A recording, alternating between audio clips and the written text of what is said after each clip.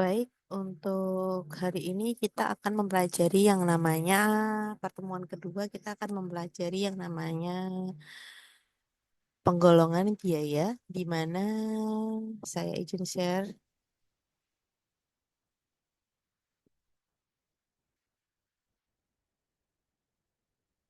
ini ya. Oke, di mana di sini Bu Risma mau izin share hmm,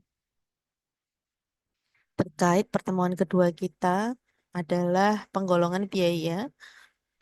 Pertemuan kedua nanti untuk tujuan pembelajarannya adalah mahasiswa mampu memahami penggolongan biaya itu apa saja. Lalu mahasiswa mampu membedakan biaya menurut golongannya. Nah, di sini di PPT-nya Bu Risma sudah terlihat. Yang pertama adalah definisi dari akuntansi biaya. Nah, kalau kita lihat ya, kemarin di pertemuan pertama kita sudah belajar mengenai apa itu akuntansi biaya, lalu siapa saja yang membutuhkan dari informasi akuntansi biaya. Nah, kita flashback lagi di mana akuntansi biaya di sini merupakan proses yang sangat penting, adalah proses dari pencatatan, pengelompokan, meringkas, lalu menginterpretasikan biaya yang termasuk di dalamnya, biaya-biaya apa saja. Nah, kenapa sih butuh akuntansi biaya? Di pertemuan sebelumnya kita sudah membahas kalau kita butuh akuntansi biaya karena yang pertama kita bisa menentukan seberapa besar biaya dari satu unit barang yang kita produksi. Nah, kalau kita tidak bisa menentukan harga pokok produksinya berapa, berarti kita tidak bisa menentukan marginnya itu berapa. Lalu yang kedua adalah terkait dengan pengendalian biaya. Terkait dengan pengendalian biaya ini adalah untuk mengendalikan biaya-biaya apa saja yang ada di dalam suatu departemen yang dapat dikendalikan secara efektif. Yang ketiga, ya kembali lagi untuk pengambilan keputusan. Jadi, akuntansi biaya itu dibuat untuk pengambilan keputusan untuk pihak manajerial. Nah, dari keputusan pihak manajerial ini dilihat informasi biaya apa saja yang sekiranya relevan di departemen tersebut. Nah, hari ini kita akan membahas penggolongan dari biaya-biaya itu apa saja. Di sini biaya berdasarkan perilakunya kita bisa melihat bahwa ada yang namanya biaya tetap. Biaya tetap itu apa? Yaitu biayanya yang tidak berubah-ubah meskipun produknya berubah. Contoh dari biaya tetap. Misal pabrik sepatu ABC ya. Berapapun jumlah unit produksi sepatunya yang diproduksi di pabrik tersebut, biaya sewa gedung pabriknya itu tidak akan berubah. Mau produksinya itu naik, mau produksinya itu turun, biaya sewa gedungnya adalah tetap. Itu adalah contoh dari biaya tetap. Yang kedua adalah biaya variabel. Nah, kalau kita bicara mengenai biaya variabel, berarti apa? Berarti totalnya itu berubah sebanding dengan produksi. Contoh, biaya bahan baku langsung. Jadi biaya bahan baku langsung itu termasuknya adalah biaya variabel. Di mana apabila misal kita menggunakan tadi contohnya adalah pabrik sepatu ya. Kita untuk membuat 100 unit sepatu, kita membutuhkan lem itu 50 kilogram. Nah, per 100 unit sepatu 50 gram lem. Tapi kalau kita membuatnya 200 pasang sepatu, yang dibutuhkan adalah 100 kilogram lem. Kalau kita eh, membuatnya hanya 50 pasang sepatu, yang dibutuhkan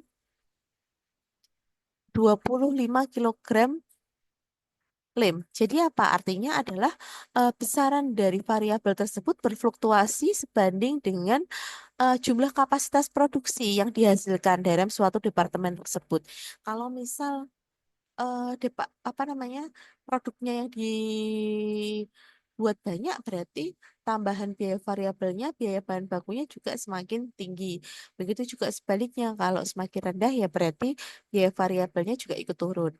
Nah, Yang ketiga adalah biaya semi variabel. Nah, biaya semi variabel ini memiliki unsur biaya tetap maupun variabel. Jadi terkait dalam biaya variabel ini, semi variabel ini contohnya adalah biaya listrik, ya. Ini walaupun kita eh, mau produksinya banyak ataupun produksinya sedikit lah, kita tetap melakukan pembayaran biaya listrik. Tapi mungkin apabila kapasitasnya 100, membutuhkan berapa kWh, kapasitasnya kurang dari 100, kita membutuhkan berapa kWh. Dan itu jumlahnya fluktuasi setiap bulannya. Tapi kita tetap membayar untuk biaya listriknya. Contohnya seperti itu.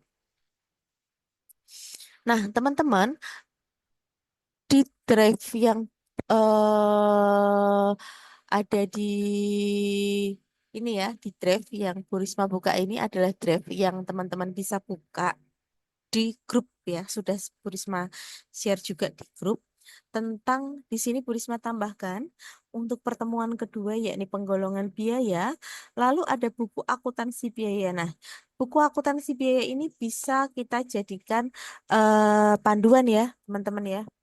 Di mana buku akuntansi biaya ini Bu Risma cek dulu buku akuntansi biayanya. Nah,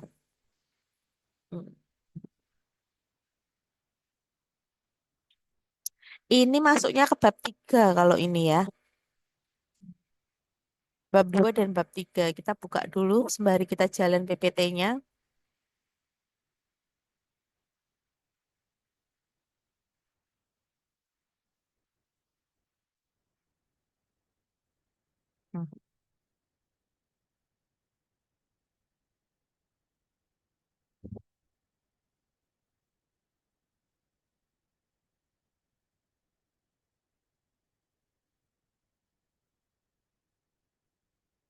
Nah, ini merupakan, nah,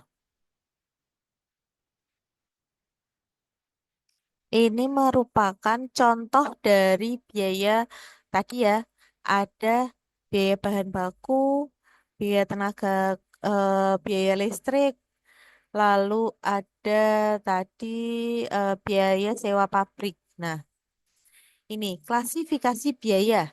Setiap perusahaan tanpa melihat sifat kegiatannya, apakah perusahaan itu perusahaan atau non perusahaan, selalu memiliki keterkaitan yang namanya biaya. Nah, pada umumnya jenis biaya-biaya yang timbul atau terjadi serta pengklasifikasikannya ini tergantung pada tipe perusahaan yang bersangkutan. Nah, ini ada tipe akuntansi biaya yang diperlukan pada tipe perusahaan satu sama yang diperlukan dengan perusahaan yang lainnya. Nah, oleh karena itu juga kita juga harus bisa mengetahui nih biaya-biaya yang dari berbagai industri. Contohnya kalau kita kan ada industri yang namanya industri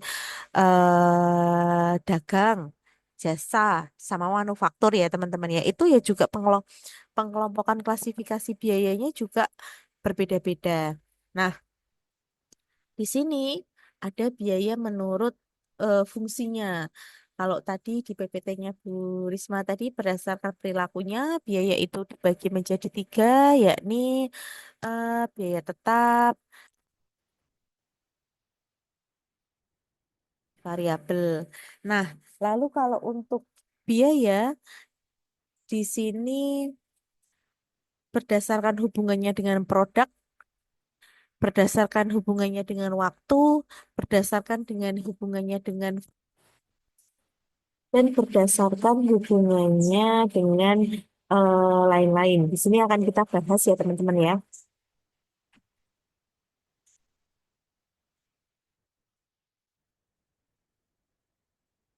Lu ada yang mau ditanyakan?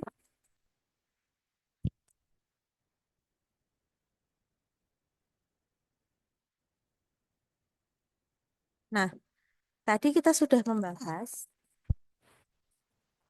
mengenai biaya yang berhubungan dengan berdasarkan perilakunya, tetap biaya variabel sama semi variabel. Nah, berdasarkan fungsi perusahaannya, itu ada namanya biaya produksi, biaya pemasaran, dan biaya administrasi.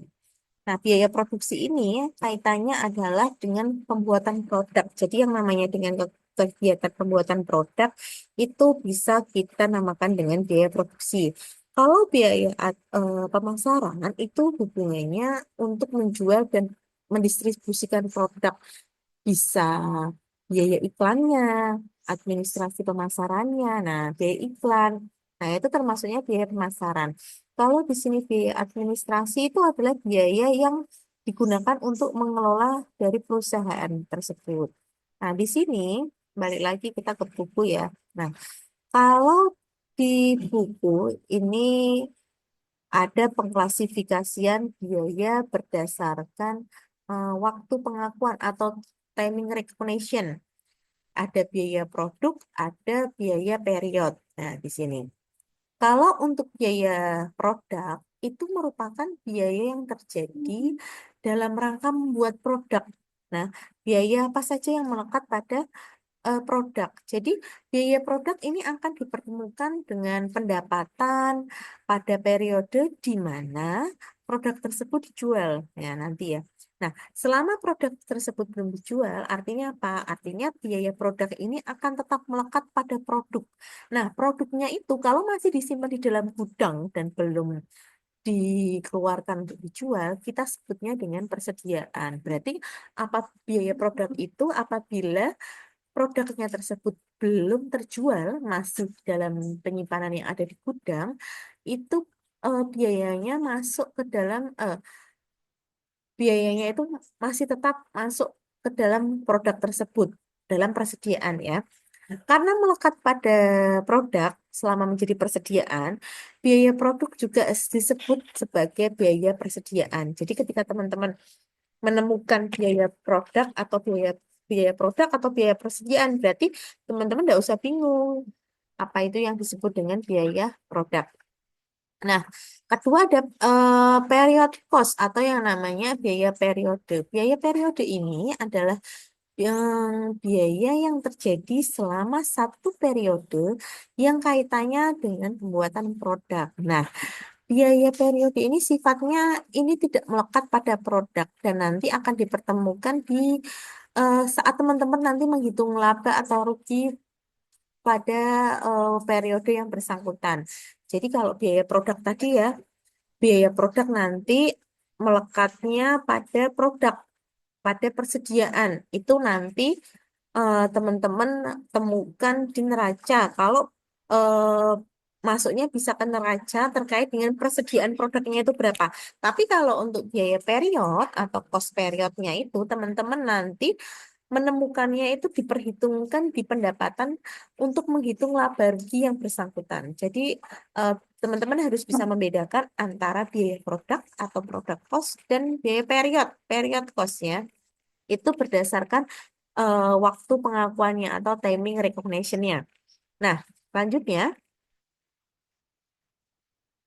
terkait dengan hubungannya dengan produk itu ada yang namanya biaya langsung dan biaya tidak langsung ya. Pasti teman-teman di semester sebelumnya sudah mendengar ya apa itu biaya langsung, apa itu biaya tidak langsung. Yang namanya biaya langsung itu adalah biaya yang dapat ditelusur langsung ke produk. Jadi misalnya contohnya adalah bahan baku. Bahan baku itu adalah suatu biaya yang kaitannya dapat ditelusur ke produk. Yang kedua adalah biaya tidak langsung. Kalau biaya tidak langsung itu merupakan biaya yang tidak dapat ditelusur langsung. Misalnya apa? Misalnya yaitu biaya overhead pabriknya. Biaya overhead pabrik, misal tadi dari pabrik sepatu itu kan kita tidak bisa menelusur langsung. Kalau kita menggunakan biaya langsung terkait dengan bahan baku, berarti kan bisa dihitung secara langsung.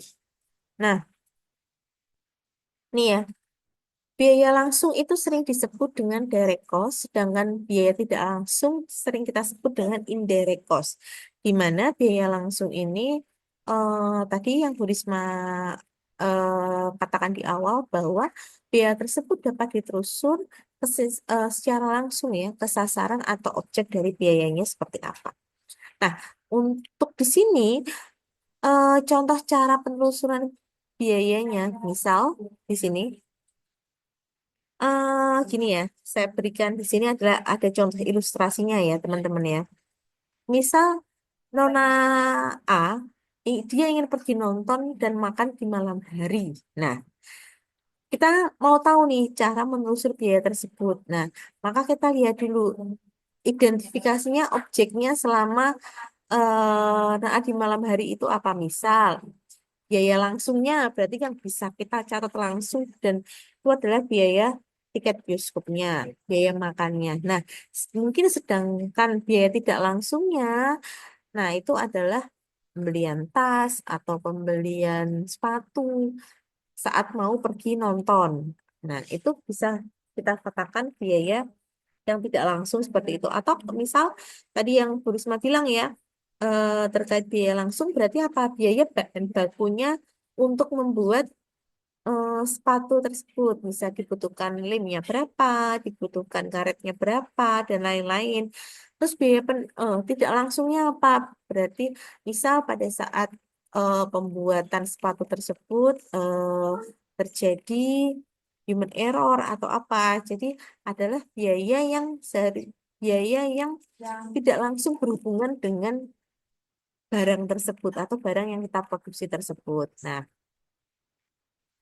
ini di gambar 2.3 ini ada di penelusuran biaya ke objek biaya. Nah, di sini dilihat ya teman-teman bahwa ditelusur secara langsung. Ini ikutnya biaya langsung.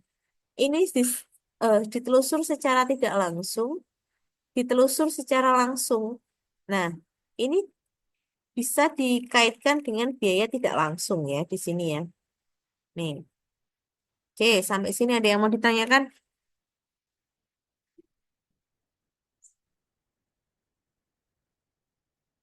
Oke, selanjutnya. Nah, selanjutnya kita mengklasifikasikan biaya berdasarkan waktu. Nah, tadi ya sudah Bu Risma jelaskan juga biaya produk, biaya periode. Nih,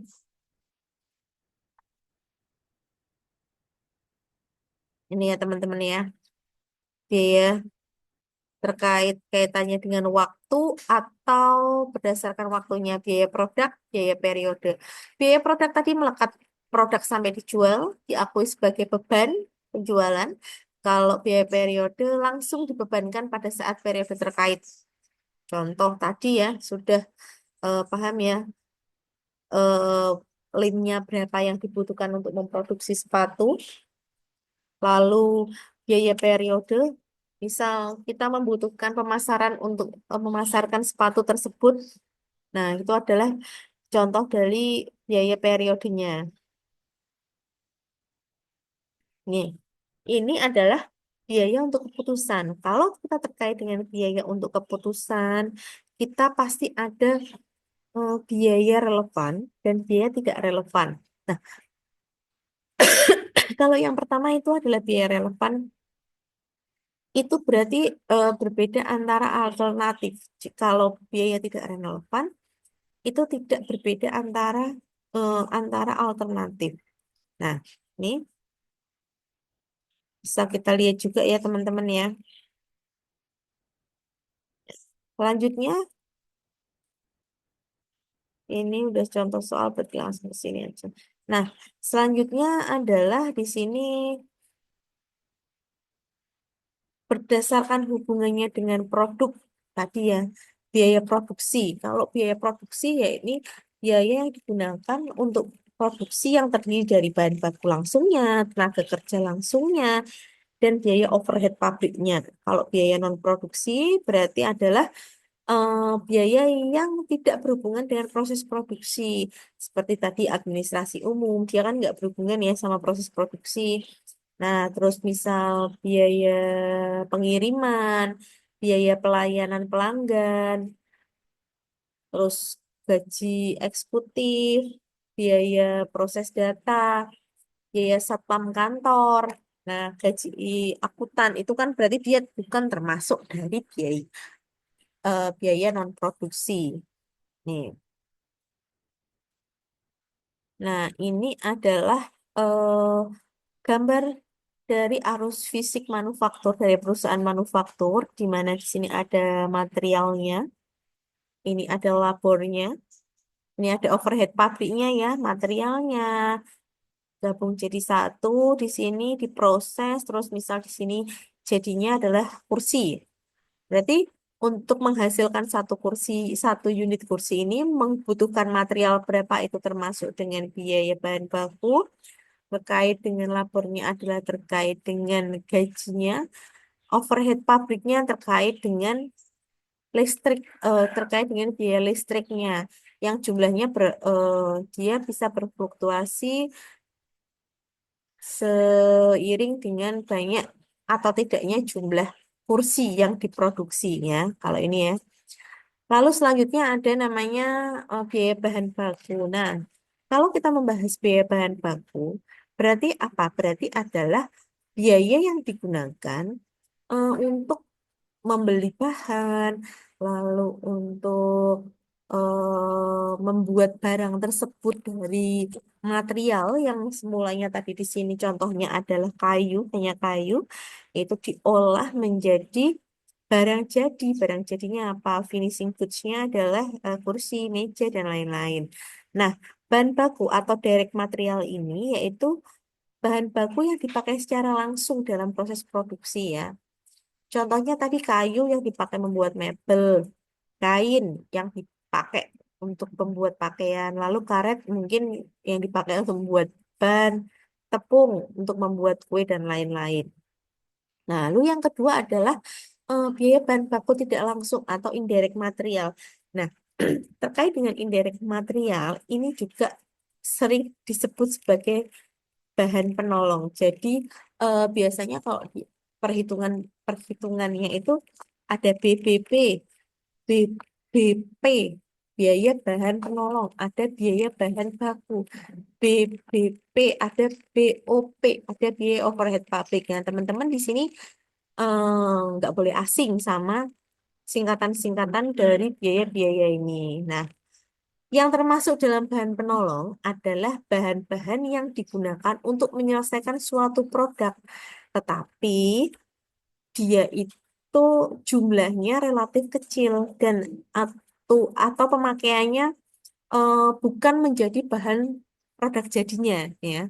Misalnya di sini tadi kalau misalnya bahan bakunya adalah kayu, Bu Risma masih mengasumsikan bahwa ini adalah ini ya perusahaan material di mana tadi bahan bakunya adalah kayu, maka bahan baku tidak langsungnya atau indirect materialnya adalah yang pertama mungkin bisa lem kayunya untuk buat mebelnya tadi. Kalau untuk kain ya berarti apa ya polanya ya kayak pola pola pola pola ini ya untuk membuat baju kan bahan utamanya adalah kain, tapi kan kita ada pola-polanya. Nah, pola-polanya itu pola kertas ya atau manik-manik yang ada di pakaiannya itu. Nah, itu salah satu bahan baku atau bahan baku tidak langsung atau indirect material. Nah, misal nih, kalau produksinya adalah pabrik roti, ya berarti bahan bakunya tepung. Tapi mungkin rotinya di situ ada yang roti pakai roti cherry, atau pakai meses, atau pakai keju. Nah, bahan penolongnya, lah itu mesesnya, kejunya, atau cherry-nya itu ya. Berarti di sini teman-teman eh, sudah bisa membedakan ya, yang mana yang disebut bahan baku langsung dan bahan baku tidak langsung. Nah, di sini biaya tenaga kerja atau labor cost. Jadi biaya tenaga kerja juga sama, dibaginya menjadi dua, yakni biaya tenaga kerja langsung dan biaya tenaga kerja tidak langsung. Nah, apa sih bedanya tenaga kerja langsung dan biaya tenaga kerja tidak langsung? Di sini biaya kerja langsung itu sering kita sebut dengan direct labor cost. Kalau tidak langsung indirect labor cost, biaya kerja tidak langsung.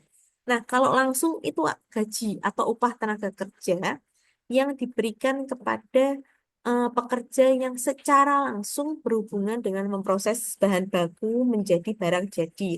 Misal tadi contohnya roti ya, baker untuk membuat roti. Nah, Jadi biaya tenaga kerja langsungnya apa? Biaya tenaga kerja langsungnya kalau pabriknya pabrik roti ya berarti kokinya tadi yang membuat roti. Nah, kalau untuk biaya lain-lainnya seperti biaya pemasarannya, iklannya, dan lain-lain itu termasuknya biaya tidak langsung.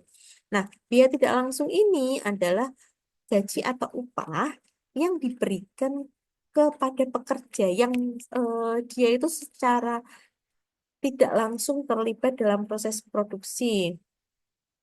Misal tadi ada pabrik roti, pasti kan ada satpamnya ya. Satpam itu kan nggak masuk dalam proses produksi lah. Berarti dia bisa kita kategorikan adalah sebagai biaya kerja tidak langsung. Nih, ya.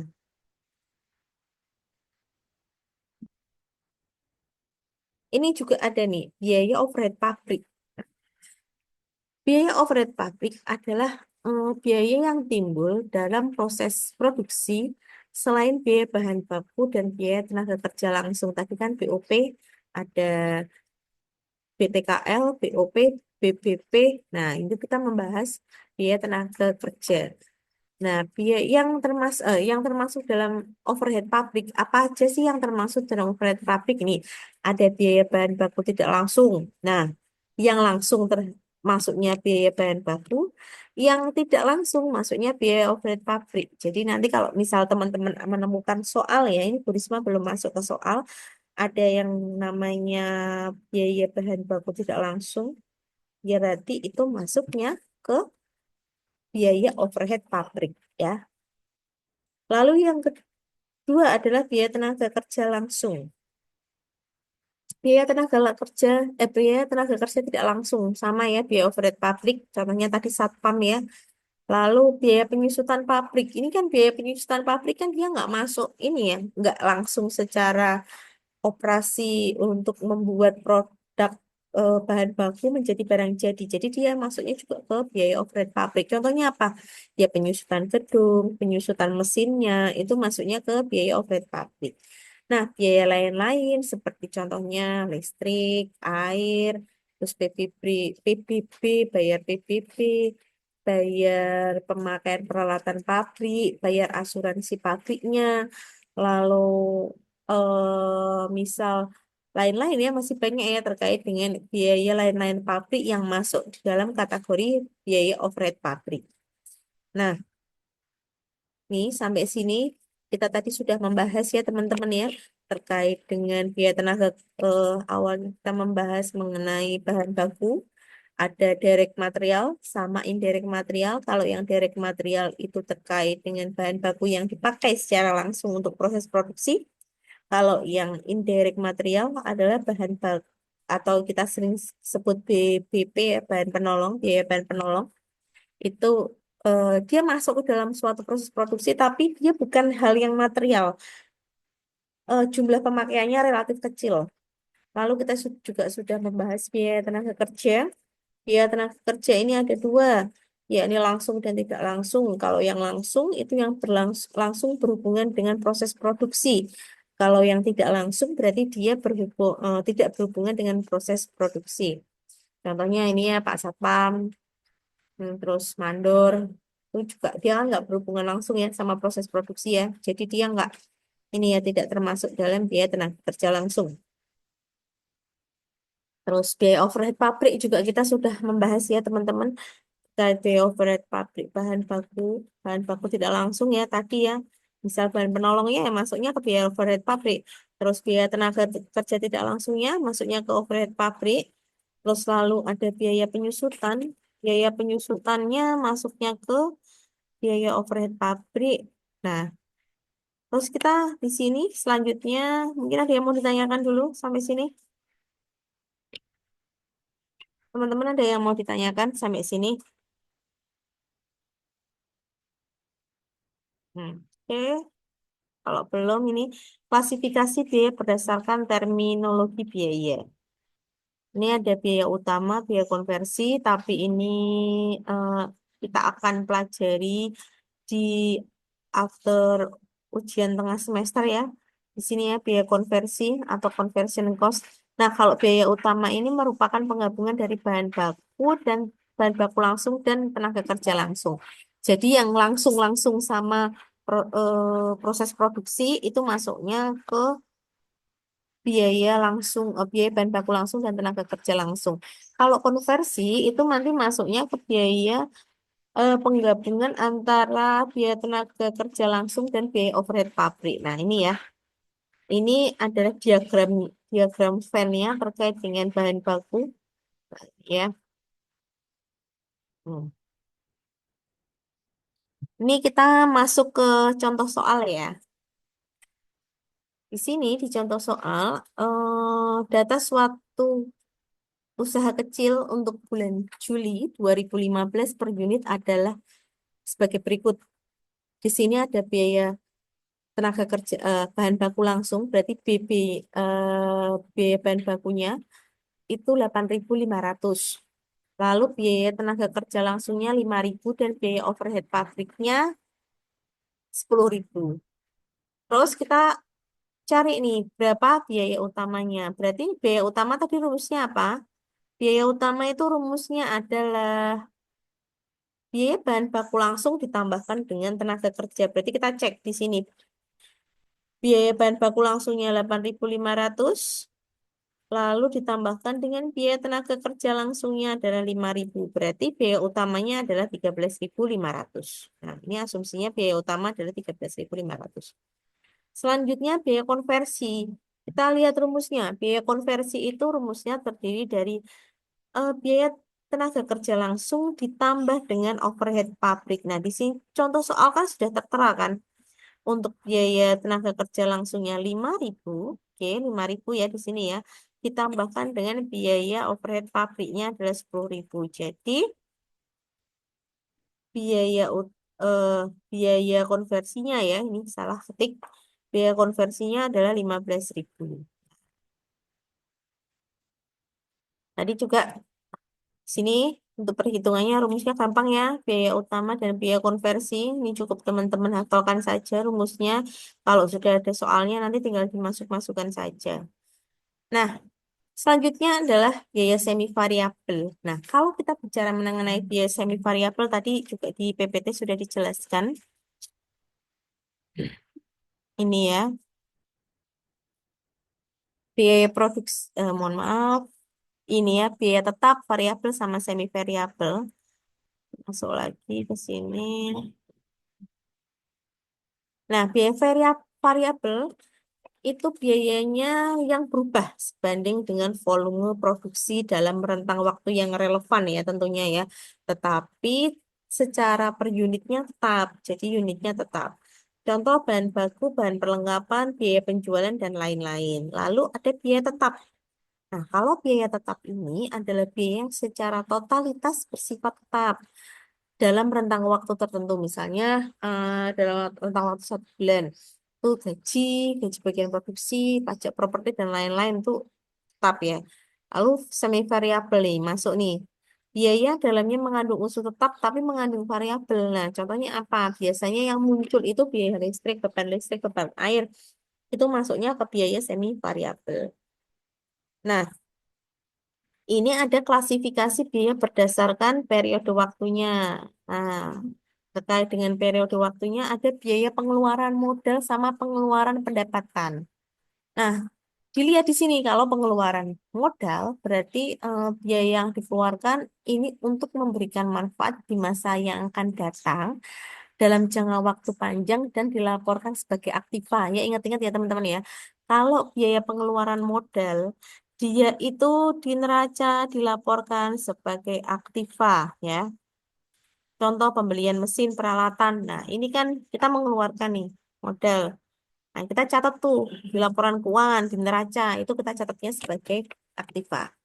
Lalu yang kedua yaitu biaya pengeluaran pendapatan adalah biaya yang memberikan manfaat untuk periode sekarang dan dilaporkan sebagai beban. Nah, contohnya apa? Contohnya misal penyusutan mesin dan peralatan. Nah, penyusutan mesin, peralatan, pabrik, dan lain-lain itu termasuknya adalah pengeluaran pendapatan. Hmm. Ini ya, teman-teman bisa cek ya kalau yang pengeluaran modal dicatat sebagai aktiva, dilaporkannya. Kalau yang pendapatan dilaporkan sebagai beban, ya.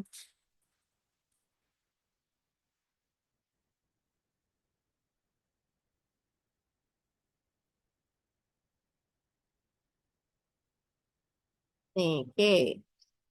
Terus di sini juga saya akan membahas mengenai apabila biaya biaya produksi itu nanti muncul, maka biaya tersebut akan dicatat sebagai persediaan. Nah, pada perusahaan manufaktur terdapat jenis tiga persediaan. Ini khusus ya untuk teman-teman untuk perusahaan manufaktur ya. Di mana yang pertama ada persediaan bahan baku, persediaan dalam proses atau BDP, persediaan dalam proses, dan persediaan barang jadi atau finishing goods inventory. Jadi kalau persediaan barang baku, bahan baku itu persediaan bahan yang nantinya akan dipakai dalam proses produksi. Jadi benar-benar materialnya benar-benar bahan bakunya asli awal ya, bahan baku awal. Lalu yang kedua biasanya perusahaan manufaktur itu ada yang dipecah-pecah menjadi beberapa departemen. Misal departemen pertama itu dari produk jadi bahan baku menjadi produk barang setengah jadi atau kita sebut barang dalam proses. Lalu di departemen kedua melakukan pengelolaan dari barang dalam proses atau produk setengah jadi menjadi produk jadinya. Atau ada yang langsung dari eh, bahan material menjadi langsung menjadi produk jadi. Itu juga berbeda-beda tergantung dari perusahaan manufakturnya sendiri. Nah, kalau persediaan barang jadi ya ini adalah barang jadi yang akhir yang sudah finish good inventory ya, tetapi belum dijual. Jadi masih disimpan sebagai persediaan, tapi dia sudah jadi bentuknya ya, sudah nggak material lagi. Jadi ada tiga ya, persediaan bahan baku, raw material inventory, yang kedua persediaan barang dalam proses atau work in process inventory, yang ketiga persediaan barang jadi atau finished good inventory ya. Nah ini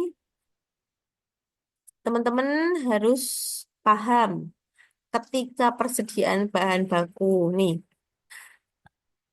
Caranya untuk menghitung eh, persediaan akhir bahan baku, persediaan awal bahan baku tambah pembelian sama dengan persediaan bahan baku untuk diproduksi. Kalau dikurangi dengan persediaan bahan baku yang ditransfer ke BDP, tadi Bu Risma sudah sebut BDP ya, barang dalam proses, berarti di departemen selanjutnya itu dijadikan ke sebagai persediaan akhir di departemen A dan nanti akan digunakan sebagai persediaan awal di departemen B yang tadi barang dalam proses tadi ya. Nah, ini ada barang dalam proses. Persediaan awal barang dalam proses ditambah. Caranya adalah tambah persediaan barang baku yang ditransfer dari eh, bahan baku tadi, ditambahkan dengan tenaga kerja, ditambahkan dengan overhead pabrik. Itu nanti kita akan ketemu dikurangi dengan barang yang siap dijual, itu akan muncul persediaan akhir barang dalam proses. Nah, ini nanti persediaan barang jadi. Nah, persediaan awal ditambahkan dengan yang sudah siap ditransfer dari BDP tadi, barang dalam proses tadi, itu masuknya adalah barang yang siap untuk dijual. Nih ya, teman-teman ya, barang yang siap untuk dijual. Nah, dikurangi dengan harga pokok penjualannya berapa, nanti akan muncul persediaan akhir barang jadi yang nantinya eh, ini untuk harga pokok penjualannya kita laporkan ke laporan keuangan laba rugi ya. Jadi jangan salah ya melaporkannya ya, bukan ke neraca tapi ke laba rugi untuk HPP-nya. Oke, nah ini salah satu contoh dari arus biaya manufaktur ya, di mana ada materialnya apa, SDM-nya untuk pengerjaan tenaga kerjanya, overhead pabriknya bagaimana, masuk nih ke proses produksi. Dari proses produksi masuk ke produk akhir yang finish good, jadi siap untuk dilakukan penjualan.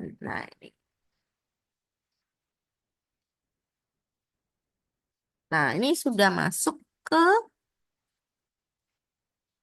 contoh ya, teman-teman ya. Ini adalah cost of good manufacture statement for the years ending December. 31 ya, tahun 2000 sekian. Cost of good manufacture, sold statement. Di sini, ini ada cost of good sold statement. Nah, ini juga ada laporan harga pokok produksinya ya. Ini bahasa Inggrisnya, di bawah bahasa Indonesianya. Ini kita ke bawah saja, nanti teman-teman bingung. Di sini untuk periode laporan harga pokok produksi. Jadi ini kita belajarnya perusahaan manufaktur dulu. Ini persediaan awalnya barang dalam prosesnya berapa? 270.000. Lalu kita lihat bahan baku pada awal 1 Januari itu berapa? Dicatat 95. Ditambah pembelian. Kita lihat pembelian bahan bakunya kita berapa? Oh, ternyata 5,5.627.000. Berarti bahan baku yang tersedia adalah bahan baku yang tadi di awal bulan Januari ditambahkan dengan pembelian kita. Berapa? Totalnya adalah 5.722. Dikurangi dengan persediaan akhir bahan baku tanggal 31 Desember.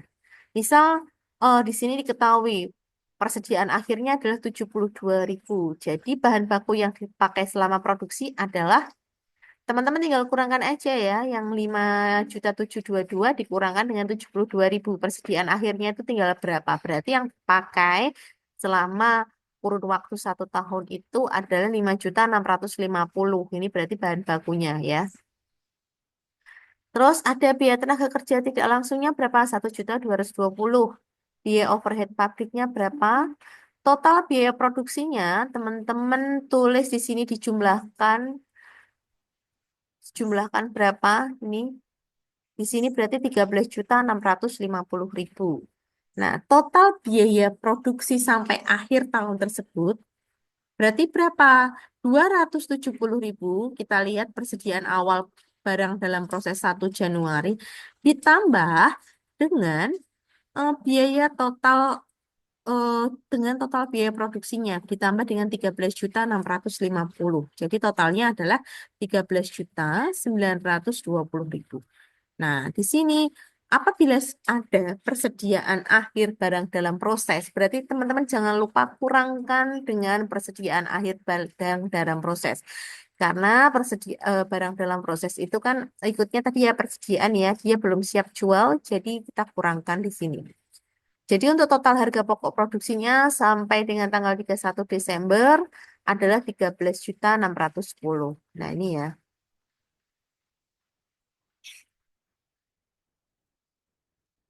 Lalu untuk harga pokok penjualannya, persediaan awal barang jadi di tahun 1 Januari 420.000. Lalu harga pokoknya ini kita masukkan harga total harga pokoknya tadi 13.610. Kita tambahkan ya, barang yang siap jual berarti kan 14.030.000. Lalu kita eh, kurangkan dengan persediaan akhir di 31 Desember 930. Berarti harga pokoknya adalah harga harga pokok penjualannya adalah 13.100. Oke. Iya, mungkin dari sini ada yang mau ditanyakan terkait dengan perhitungan cara kita menghitung harga pokok produksi dan harga pokok penjualannya berapa. Ini pertemuan kedua sudah Bu Risma sudah kasih tugas ya. Nanti bisa dicek di siakatnya teman-teman. Nih, coba saya buka siakatnya. Oke, untuk tugas tampilan tugasnya sudah Bu Risma aktifkan. Ini ya, untuk tugasnya teman-teman. Jadi sudah aktif dari hari ini sampai dengan maksimal tanggal 25. Sudah Bu Risma notes juga di grup ya, tugas tersebut. Nah, oke, ini tugasnya. Pengerjaan memulai dengan membuka siakat masing-masing, mulai mengerjakan Rabu 18.45 tanggal 19 Maret 2025 sampai dengan 25 Maret 2025. Nah, bentuk soalnya isai batas minimal nilainya 75. Di sini Bu Risma tidak akan mengadakan remedi dengan yang di bawah nilai tugasnya 75 atau tidak ada pengulangan tugas satu apabila terlambat mengerjakan. Bu Risma tidak mau tahu apapun alasannya teman-teman karena sudah memberikan batas waktu yang cukup panjang untuk tugas satu. Di sini nilai minimalnya juga sudah jelas ya 75 dan tidak ada pengulangan untuk membuka tugas satu apabila terlambat mengerjakan. Jadi perlu teman-teman perhatikan ya untuk tugas satu ya. Lalu untuk kesimpulannya, mengapa penggolongan biaya itu penting? Yang pertama yakni memudahkan pengendalian biaya, yakni mengetahui struktur biaya dan membantu perusahaan dalam pengendalian keuangan ya tentunya. Terus yang kedua yakni mendukung pengambilan keputusan manajerial. Kalau terkait dengan pengambilan keputusan manajerial, berarti dengan mengetahui klasifikasi biaya, teman-teman manajer nanti bisa mengetahui strategi dan produksi pada penetapan harga yang lebih tepat ya. Jadi tidak salah dalam melakukan penetapan harga. Yang ketiga ya ini meningkatkan efisiensi operasional, di mana eh, apabila kita melakukan identifikasi biaya, perusahaan itu akan mengoptimalkan sumber daya yang tersedia. Oke, mungkin sampai sini. Ada yang ditanyakan? Ada yang mau ditanyakan teman-teman sampai sini? Jadi kalau misal mau ada yang ditanyakan, bisa chat di YouTube atau chat di grup WhatsApp ya, karena sudah Bu Risma fasilitasi grup WhatsApp. Sekali lagi, Bu Risma ini juga remind juga pengerjaan tugasnya mulai tanggal 19 sampai tanggal 25 Maret 2025.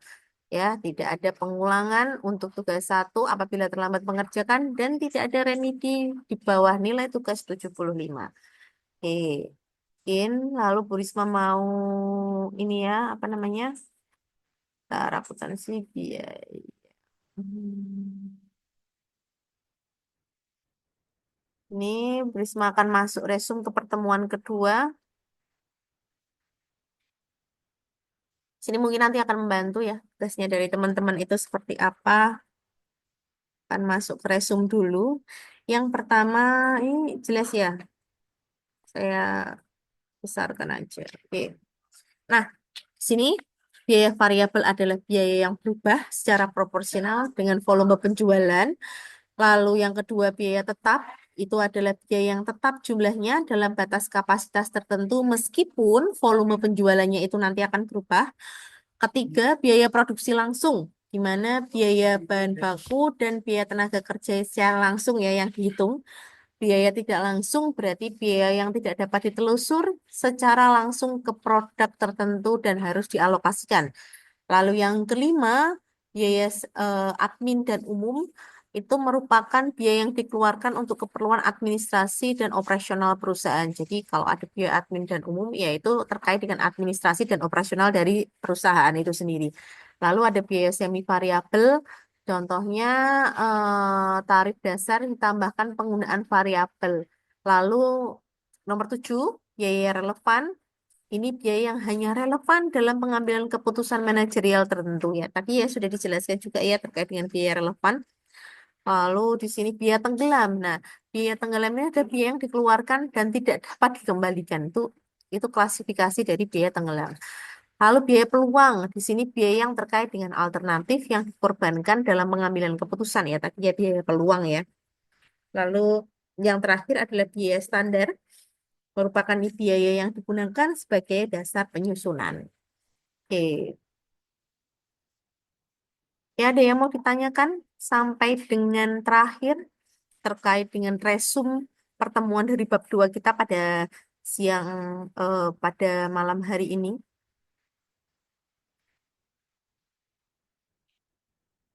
Oke, apabila tidak belum ada ya, ini Bu Risma izin stop share. Oke, baik teman-teman, ini sudah sampai di penghujung eh, materinya Bu Risma. Nanti Bu Risma harapkan ada diskusi aktif dan jangan lupa tugasnya tetap dikerjakan. Apabila ada kesusahan dan kesulitan bisa menghubungi Bu Risma baik Japri maupun yang ada di grup. Terima kasih atas perhatiannya. Wassalamualaikum warahmatullahi wabarakatuh.